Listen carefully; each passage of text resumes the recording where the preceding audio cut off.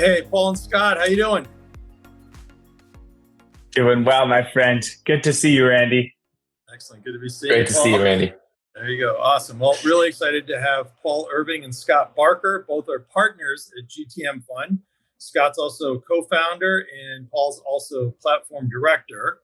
And Scott, you also may know for his additional rock star status as running the GTM podcast and also GTM newsletter, which are all part of GTM Fund, which we'll get into in a little bit. For those that are members of Sales Community, thanks. For those that are not, Tucker will put up a free link where you can join. Lots of great content. We have over 1,000 advisory board members now that are all pretty accomplished go-to-market executives, including Paul and Scott.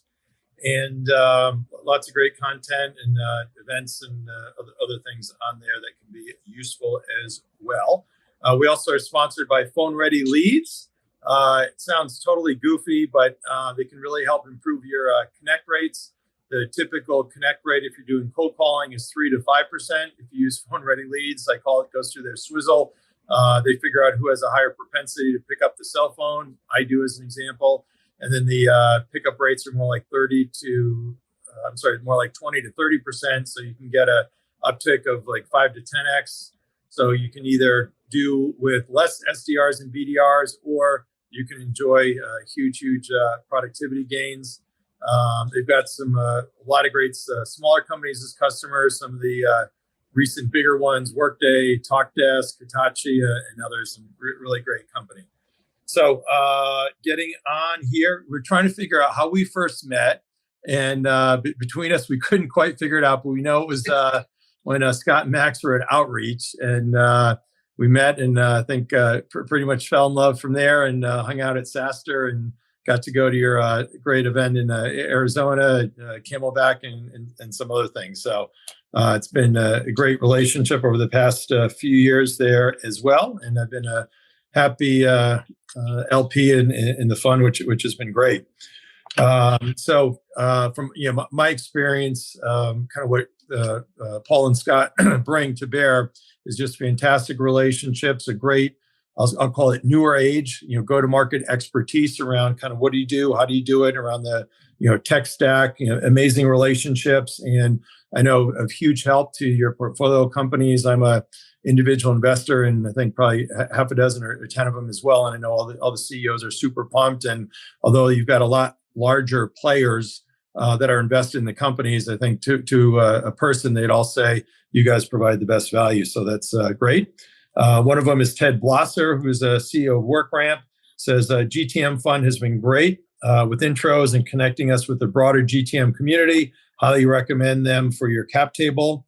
And Max, who's your partner, says hardest working guys, always on, real scrappy, and we are for sure building something special. So that's pretty good for you, I guess, huh? A compliment from Max. Wow, that's pretty rare, man. That's pretty rare. I'll take it. It's pretty easy. And he's kind of on leave now, right? With the new daddy, right? He just had his third kid. Yeah. But what's funny about Max is when he's on leave, he's sometimes the most active, I would say. He, I guess, has more time to creatively think. So you'll get texts at least a couple times a day about interesting things we should be doing. I think it just gives him more time to think holistically. So Max being off isn't actually off. Never has been, but bless him for it. There you go. Old school, which is great. Doesn't happen that much anymore. But anyway, so let's talk a little bit about GTM Fund. As I said, I'm in the first and the second fund. We're not allowed to talk about any new fund going forward, so I won't talk about that. And a bunch of the specific companies too that have done a SPV in. And I think it's really an interesting niche around focusing in the go-to-market space, smaller company, being totally plugged in, adding the value to the CEOs and the management teams for sure. But Scott, why don't you tell us more? For sure. Yeah, I can give you a little bit about the backstory, how this all came to be, bleed into the thesis and strategy a little bit. I'll try and keep it as succinct as I can because there's a lot going on. But yeah, we were originally founded by myself and my partner, Max Altschuler. Not familiar with Max, I would definitely go give him a follow. Obviously, a great leader and voice in the space. Been fortunate enough to work with him for almost a decade now through various businesses. But yeah, so we both obviously came from the operator side of the house. So we invest in B2B SaaS generalists, so across a lot of different categories. And Max was the first sales hire at Udemy, online education marketplace. He built out the sales and supply side of that business. I'm Canadian, so I cut my teeth up here in Vancouver and got known as someone who could build out outbound business development programs from scratch. Did that successfully a few times. And then Max and I joined forces when he was building a media company. Company was called Sales Hacker, that many might remember. I ran revenue for him at that business. Super fun business to build. We grew it to 180,000 members, got to do conferences all over the world in SF, London, New York. It was really all about teaching startups and the employees at those startups what the fastest growing companies in the Valley are doing. And, 8 years later, we're still doing that. It just looks a little bit different. And we, it was a great cash flowing business. It was incredible to build our networks because we had the best CEOs, CROs, CMOs on our stages and on our podcasts.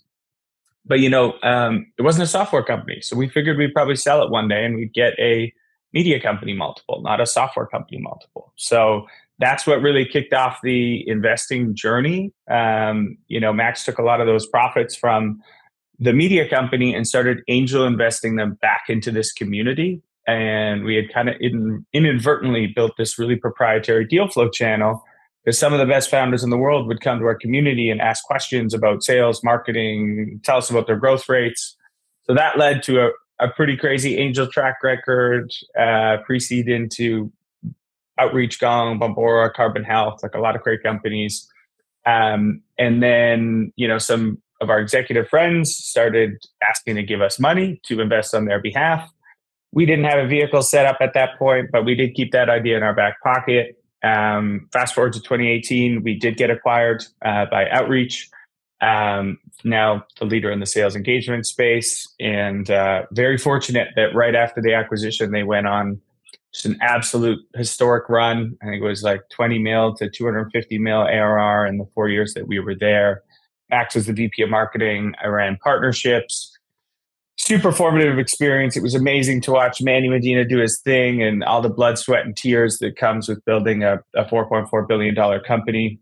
Also made us better investors in every sense of the word, just increase empathy for what that takes. And then, 4 years kind of to the date of our earnout period, we revisited this idea of starting GTM Fund. And the thesis was simple. We still believed we had access to the top 1% deals that were getting done in SaaS. But when you look at those deals, capital is very much a commodity for the best founders in the world. They'll often have 14 term sheets in front of them, some of them from tier one, incredibly sought after brand name investors. So how do you compete at that level? And you compete through value. And when we looked around at our superpower, where our superpower was go to market and knowing the CRO of Procore, CMO of Tableau, head of revenue at Shopify, people like Randy, who had been instrumental in building all these great businesses, why don't we pool some capital from the best operators in the world, find some great founders, and then help them with everything on the execution and distribution side of the business. So that's sales, marketing, customer success, operations enablement. We'll give them the playbooks. We'll help them with hiring. We'll help them get their design partners. We'll open doors for them. And we're very fortunate that, that hypothesis that founders would love that product became true very quickly. And it kind of snowballed from there. And fast forward to today, we have 260 go-to-market operators that are all LPs in the fund. So they all have meaningful skin in the game to help support our portfolio. They're also great sources of deal flow, help us with diligence. We're currently on our second fund now. We bought back that media company that we sold, which is super cool. So we have a full-blown media company that sits on top of the fund. We've started incubating companies. So We're having a blast, not sleeping a ton over the last 3 years, but we're having a lot of fun, and it's been really rewarding seeing our founders have a lot of success. That's great. It's really thorough. Paul, anything else to add about GTM Fund? No, nothing. I think Scott covered it. What's been interesting, and I know we're going to talk about some GTM best practices today, and we're excited for it. Scott and I were looking forward to being followers of Tech Insights ourselves, Tech Sales Insights ourselves. Excited to be part of it, but so many of these early stage B2B software companies tend to be pretty product and technical focused teams, at least in the early days. So being able to give them some of the playbooks that the fastest growing companies in software, from incredible revenue executives who have implemented them successfully, can be a real needle mover. And then the other side of it too, which is interesting, is some of the more successful founders and executives who have had exits, built companies, still have some interest in diving into GTM best practices, because they realize in their first go round, even if it wasn't the most time and money and got the most things wrong, was on the revenue side of the house, the GTM side of the house. So as Scott said, it's been fun to try and leverage the network to de-risk some of that execution for the teams we work with. Awesome. Yeah, amazing. Really unique, great niches that you got there for sure. So something that you guys know a lot about, GTM best practices is our title topic. And I'll also add, we got Tucker behind the scenes, is always here helping. So thank you, Tucker. So anybody that is watching or listening along, feel free to ask any questions or make any comments, and we'll do our best to get to them. So don't be shy at all. So a lot of things, obviously, and go-to-market covers a lot. But Scott, I know you're particularly passionate and amazing at the whole outbound side of things. Mm-hmm. Yeah, outbound is definitely something I'm incredibly passionate about. It's obviously where I started my career, and I think it's an interesting topic right now. I think it's harder than ever to create outbound demand. It's noisier than ever. AI is having a big impact on the role, but it's not dead by any means necessary. And I know that firsthand. When people tell me outbound is dead, I say, well, actually, I know that's bullshit. Sorry if I'm not supposed to use that language, but because in my function, and I think any successful entrepreneur, I'm still a BDR every single day. I use outbound tactics to get in front of founders, to get in front of investors. And so it still works. And, the truth is, I think, in outbound, it has always been hard. When I started my career, to create outbound opportunities, I would physically walk into buildings and try and talk to the receptionist and leave business cards. That was hard. And then you had, calling into the yellow pages and calling 100 numbers. And again, you're usually getting a receptionist if you're lucky. And then you've got to find a way to get past that. That was really hard. Then you got some random lists that someone pulled and you're calling that all day. And then you're having to find a way, before CRMs and all this, create your own follow-up strategy and have mountains of notes and pages. That was hard. And then we had to figure out how to use a CRM. That was difficult. And then we had to figure out how to optimize and use these 20 new tools that our managers gave us. That was difficult. And then we did have maybe an easier 5 to 6 years on the back of the predictable revenue model, the outreaches, sales loss of the world. They did give us an advantage for a little while. And I think they tricked us into thinking it was easier than it is. It has always been incredibly hard. I think it's one of the hardest things you can possibly do is create something from nothing. And creating something from nothing takes a lot of creativity. And so for me, I'll speak to what I try and speak through, just my personal experience. What works for me right now is warm introductions.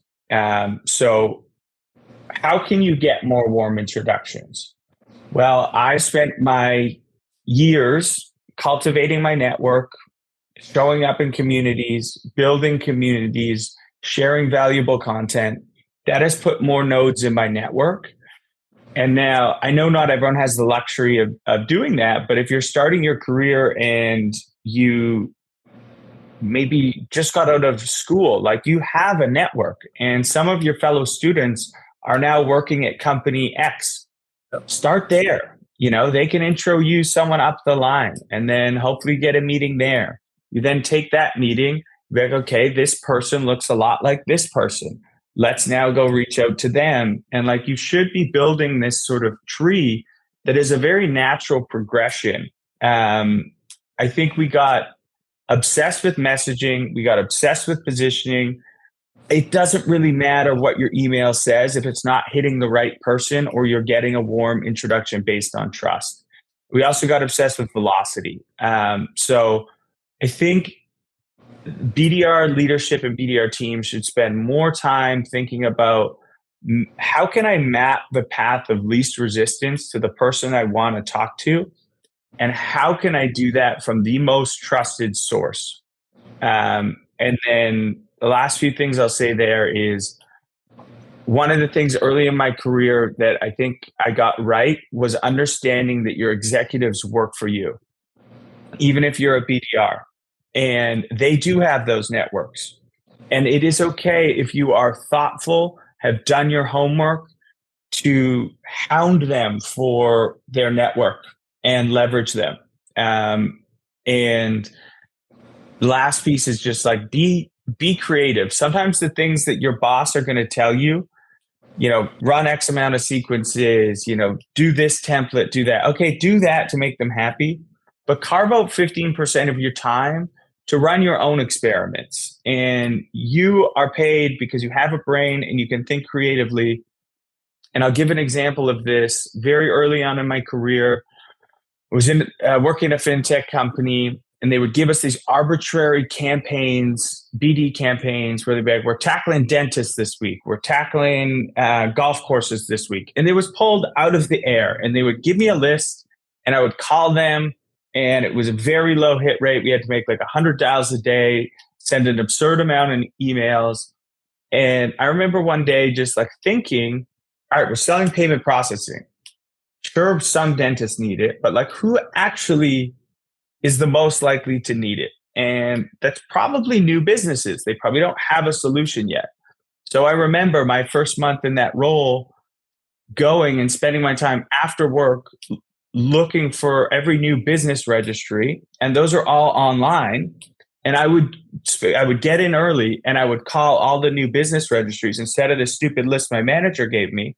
And I became the #1 BDR in my very first month by like a factor of 10, because I just used my critical thinking, which sometimes our leadership doesn't have all the answers. So outbound is not dead. You just have to get creative again and not go through the motions. And that was a long monologue, but I hope it was helpful.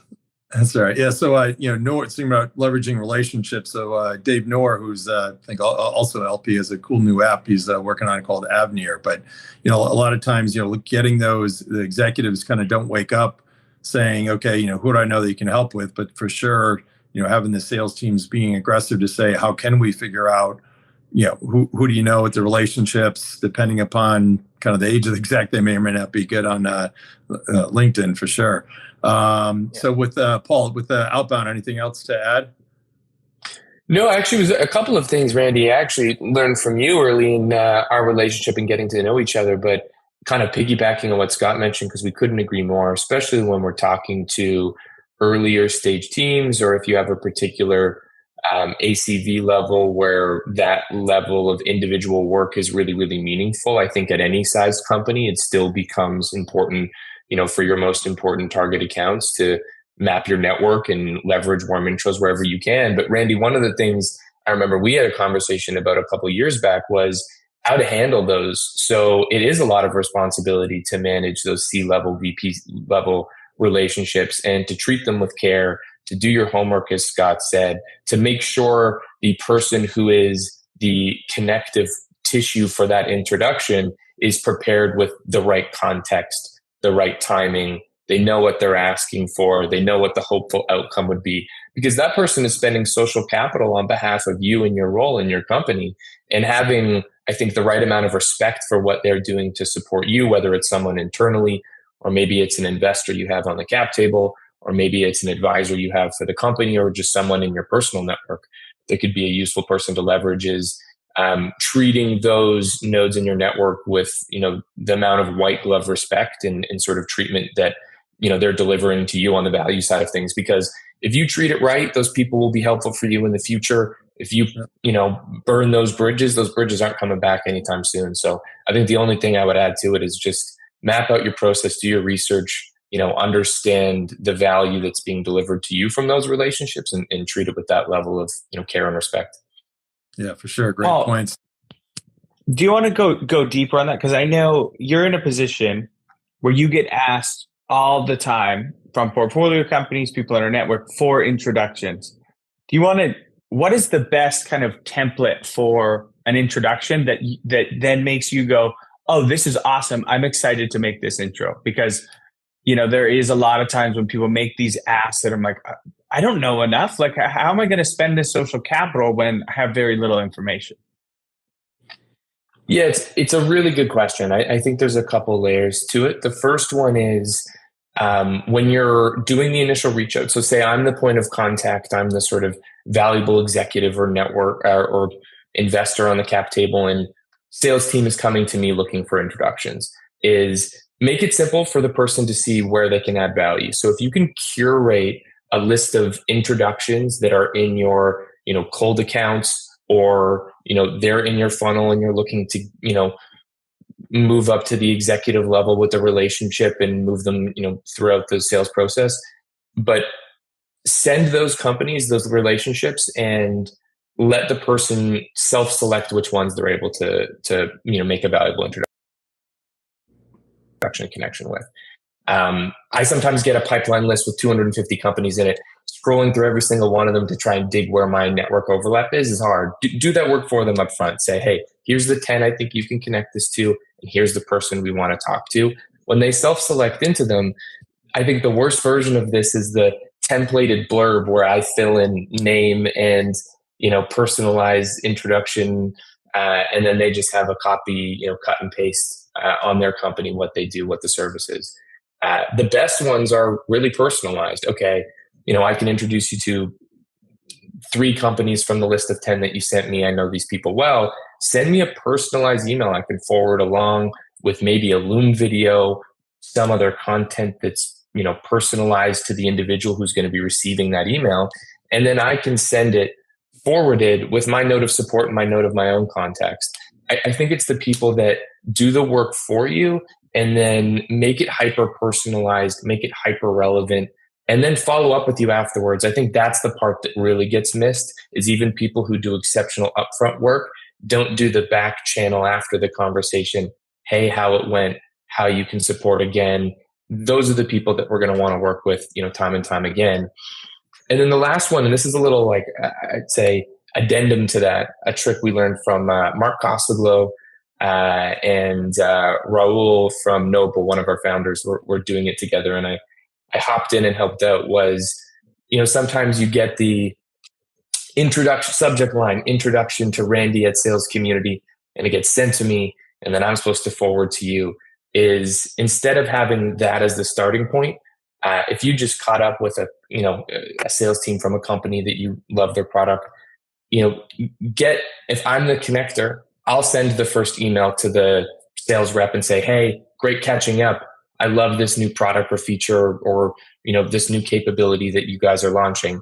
And then they can layer on top of that, hey, I would also love to talk to Randy. You spoke so highly of him. Here's all the personalized context. So when you get it, it just looks more natural. It looks more personal. It doesn't just look like this forwardable blurb, even if you have a couple layers of personal context on top of it. So I think that one is probably my favorite version we're seeing. Yeah, great. And then I'd add on, so with Sales Community, we do this a lot for clients, leveraging kind of the advisory board and others in my network. And it's amazing how, I'll just say, crappy a lot of the exec intro notes are. So, more times than not, and Tucker's probably laughing here behind the scenes because he sees it a lot, but it's like, okay, let's start with the subject line, right? So it'd be, helping, GTM Fund sell more with, whoever, right? Or just, something. So, actually what it's about as opposed to just intro.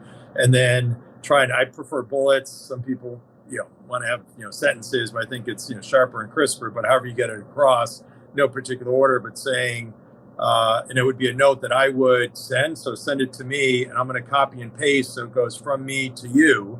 And then you're highlighting, hey, I'm, working or helping with, such and such company, and kind of here's how they can help you. And when you say kind of the combination of what they do and how they can help you, think as if it's a CFO on the other side. So whatever it is, you want to have something that's really value-based, that's going to help, how does it help it improve revenue, save costs, keep them out of jail if it's compliance, or kind of whatever around that.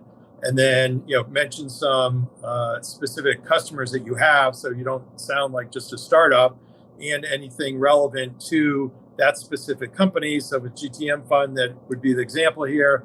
Okay, hey, there's some other venture company firms like so-and-so that we're helping, or I saw looks like you're kind of newer, but you've had great success with your first two funds. Congratulations. That way, it's just not generic. And especially leveraging AI these days can help with some of that, but you still need the personalized approach to make sure it's kind of sharp and crisp. Copy paste, boom, it goes. You figure out what the ask is, which is for a meeting, and that for us works really well. Totally. If that makes sense. And then, Scott, I want to ask, so with kind of email jail these days, it seems like emails kind of more, kind of as a percentage, if you were to say, I don't know what the numbers are, probably less, and cold calling kind of a lot more. Do you find that? Yeah, it's a good,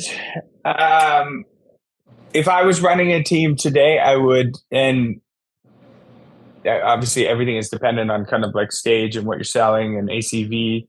I would lean more heavily on the phone for sure. I think it is a less saturated channel than email. And if you're good at it, you can still, drive results, especially with things like, phone ready leads that will give you a high propensity for them to answer. And then of course, LinkedIn is another secret weapon. If you're fortunate enough to spend time building that, I don't know if sales nav and sending like in-mails is effective. I don't know if it ever has been, because they had that like separate inbox, which is just kind of crazy. But if you can build that network, it's I would spend a lot of time there. More, it's the channel you choose to spend time in is not the channel that you deem is most effective based on what everyone else is doing. The channel you pick is where your customers show up. If you're in vertical SaaS, and you're selling to, customs brokers, then you can go and, where do they hang out? Is there WhatsApp communities? Is there, do they get together for a happy hour in Missouri? Like, that's where you have to be. The channel is a byproduct of like just where your customers are. Great. All right. We got from Sophie. Great conversation. Thank you, Sophie. Appreciate that. So now, is that our Sophie? Cheering us on. Thanks, Sophie. The best. So thinking about kind of the tech stack, right? And a lot of yours are kind of earlier stage companies, but kind of how do you think of the kind of silos of kind of offerings they need to have? And then this is a whole long topic, but if you can do it shortly, and then kind of some of who you consider some of the best companies within each of those silos. Yeah, that's a big question. So I think the models that are getting run right now broadly, and I'll try and kind of name them, and they have various names, but there's companies that are still trying to do the predictable revenue, model. Let's get some BDRs, let's send a bunch of emails, let's put them in sequences, and we're going to do all the traditional, ads, and we're going to run webinars, and you can brute force and make that work still. we had the founder of Braze on the podcast recently, and that's really working for him and his next two companies that he's incubated. He's just doing it really well. And then I think there's this idea that people are embracing around kind of PLG to PLS. And, you have like a PLG offering, and then you take that data that you acquire from, one or two users at a big company, and then you use that to create a really compelling messaging to get in front of it and try and go business unit by business unit and knock down these big brands that way. Then there's this kind of growing movement that other kind of portfolio companies are using, which is, broadly, I would say, insight-led sales. So just being hyper prescriptive with who you are reaching out to. It's kind of like the target is more important than the bow and arrow, if that analogy works off the top of my head. And so it's kind of like the next evolution of intent data, like the Sixth Sense and stuff that would tell us, hey, this person's in market. Not sure how effective that was, but we seem to be at a place now where using AI, there's companies like Pocus that can get really granular with who might be the best person to talk to. And so that's driving a lot of companies' success. And then, I think there's an embrace of this idea that I've been a fan in for a long time and built an entire program at Outreach of like ecosystem-led growth. And that's roughly the idea of let's spend time building networks, providing value to those networks, and then turning that value into revenue. And, to make that more real for people, at Outreach, we used to do this big deal review call with kind of all our top execs and a few AEs. And I remember sitting in one of those, and we were doing a postmortem actually, and we had lost a very large deal. And I think it was our COO was just like taken aback and was like, how did we lose this? This key decision maker was like literally in my wedding party, and I didn't know about this. This is wild. This is insane. And that was my light bulb moment of like, wow, there is so much nascent connectivity within our own organizations, whether that's with your executive networks, with your VCs, with your board, with any communities that you're partnering with. And like right now, sitting in your organization, like there are so many quick paths to revenue. It's insane. We just don't usually have someone that's looking at the full picture of connectivity, who's taking all your target account lists, mapping it out with all the connections that you have internally and externally. And again, getting some of these like warm intros going. I think tools like Cabal are doing a great job at this. And, Crossbeam on the partner selling side. And then, the final thing I'll say, I would put it in a bit of a different bucket, but it's certainly working for folks on the earlier stage is, founder-led brands are doing really well by leading through authenticity. Folks like Adam Robinson and Dave Gerhardt have built really big businesses very quickly, all through showing up extremely authentically online and driving a lot of inbound demand that way. But those are some of the buckets I see of the different motions that people are having success with right now. And I think honestly, you probably have to have a blend of kind of all four of those. Gotcha. And then there's the kind of the traditional, how do you look at it? I'd say you have to have no particular order. You have to obviously have the right contacts, the kind of call recording, the enablement, the engagement, kind of forecasting, kind of those typical silos of tech stack as well, correct? Yeah. So I was talking more about, like motions or strategies. Right. From a tech stack perspective, you need a CRM. You're going to need a data provider to, fuel that CRM. You're going to need some sort of. If you have favorites as you go through here, feel free. So like on the data side, Yeah. if somebody said, who should I pick? What would you say? Yeah. I'll break down by category. Or you may not want. I'll let you. Yeah. So CRM, data provider, you need an engagement solution. You're then going to need like an enablement solution. I think these are roughly in order of how I would purchase them too. You need an enablement solution to train your team.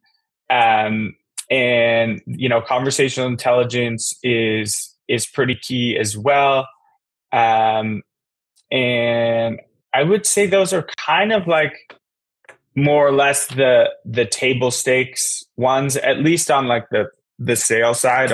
There's a whole slew of other ones on the kind of MarTech side. But I guess what's interesting is a lot of those are converging, right? We saw all of the larger incumbents sort of go horizontal, and Gong builds what Outreach does, and Outreach builds what Gong does, and SalesLoft builds what HubSpot is doing, and then they're all kind of coming together. So I think there's a massive consolidation that's happening, and there was also this really interesting thing happen when all those people, all those great companies, and I'm a fan of them all, when they all got obsessed with each other and they started building each other's features and functionality, what happened was the buyer got starved for true innovation, right? Because they're not seeing anything new. They're just seeing like, oh, okay, this company just released this feature that I'm already using over here. Right. That's great, I guess, because maybe I can do it through them, but there's no new innovation. So what that did was leave this vacuum for all of these startups to gain a foothold, especially with the advent of AI. We've seen countless, like hundreds and hundreds over the last, 2.5 years of these AI native entrants that are coming in with something new. It's exciting. It's shiny. The buyer is like, this is amazing. I've been starved for innovation. This is finally something new. And they're purchasing them. But I think we're going to see a lot of false starts. So I would be wary of going out and buying shiny point solutions. I think that those are going to become features of some of the larger players quite quickly.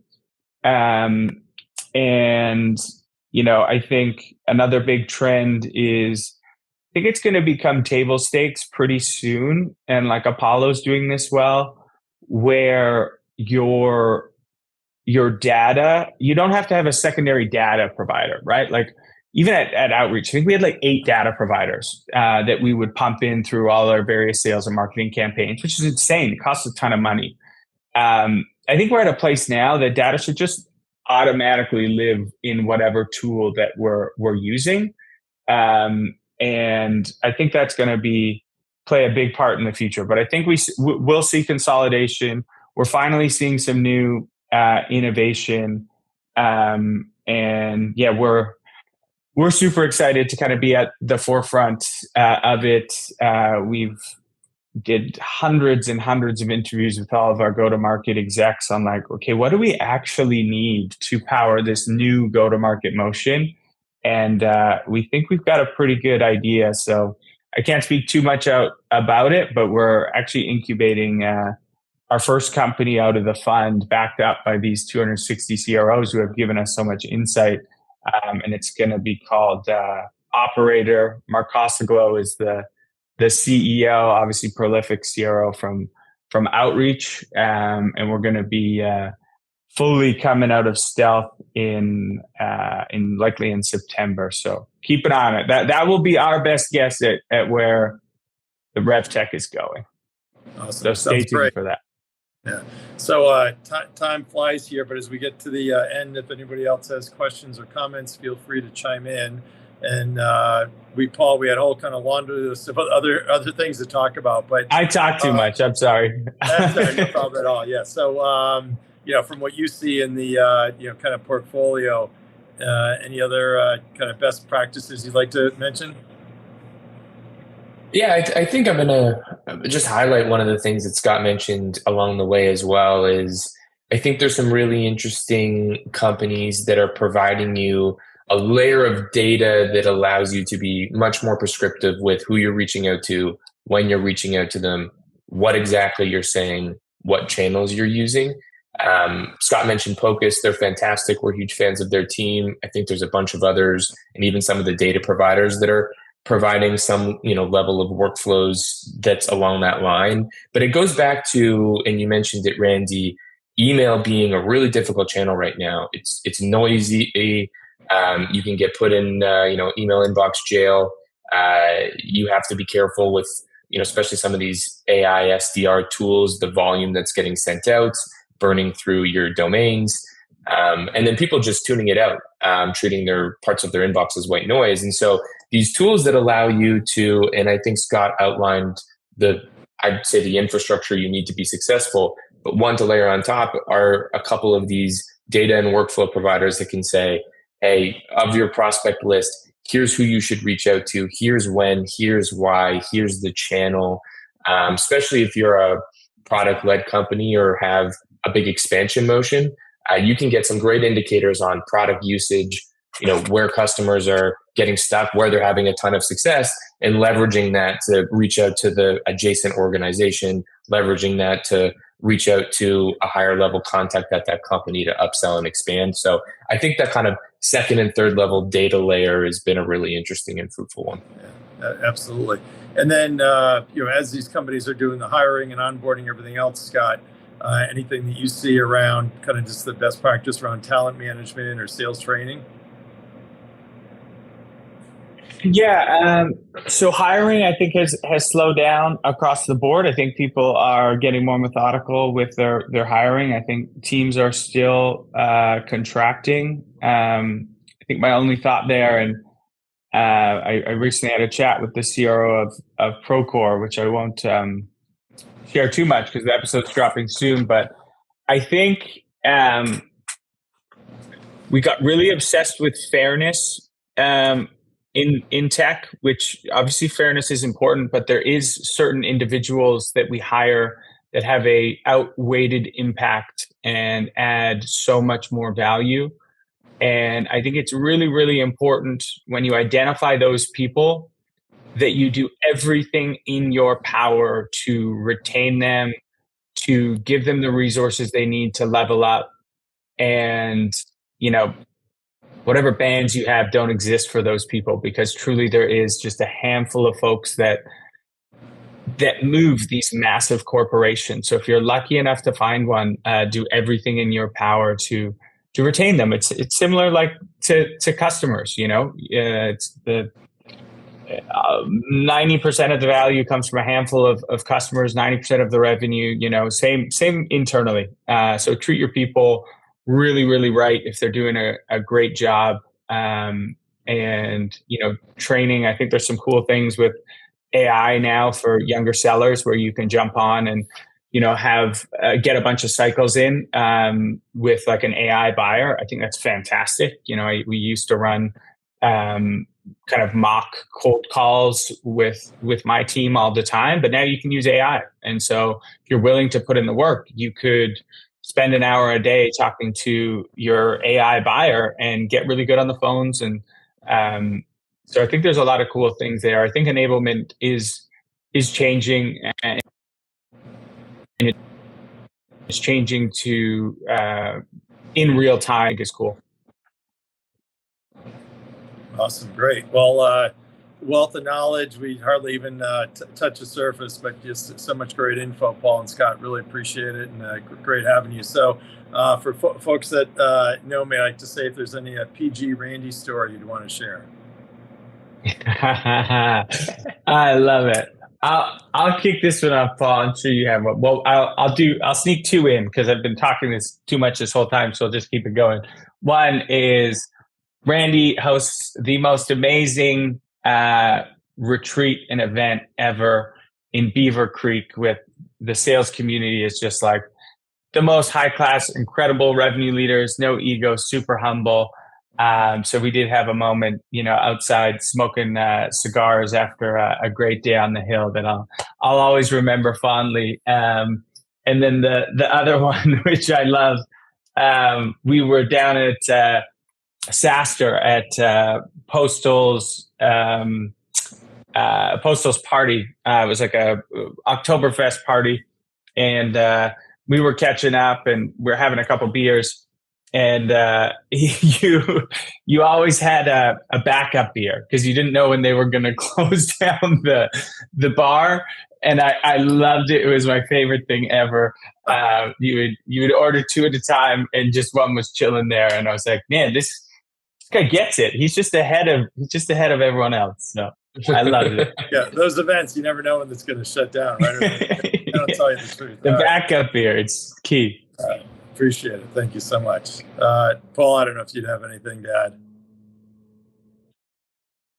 That was mine as well. And the best part about it is I think by the end of the evening, about 10 other people had caught on to the backup beer strategy. And I saw a few other people with one tuck behind them as well. So you were innovating at the networking event. And grateful to have attended some incredible sales community events and retreats with Randy. Awesome, and join this community. It's incredible people. I've been able to I get to know a lot of them, and I think it's really important too for any maybe younger people too to get exposure to people that are all.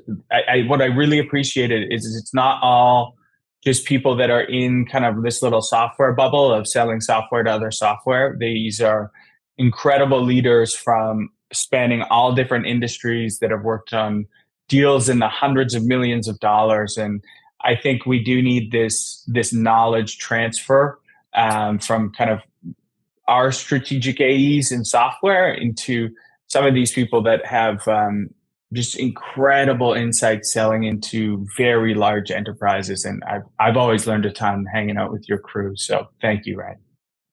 Appreciate it. Thanks so much. I do a weekly post, which is I might be old school, but, and it's just all this stupid stuff that I see that 20 years ago would never be acceptable, and people can just get away with being sloppy, for lack of better words. But anyway, all right. And Brad, thanks for your chiming in about two-fisted. To be clarified, two-fisted I think is a little different. This is a legit backup. But anyway, we won't get into it's the classy two-fist. The two-fist hasn't been that's been done, but the classy, discreet backup here, this is innovative. Yeah, awesome. Great. All right. Well, you guys have been great. Anybody feel free to check out GTM Fund, and Tucker, as always, thanks for your help behind the scenes. You guys have a great day and rest of the week.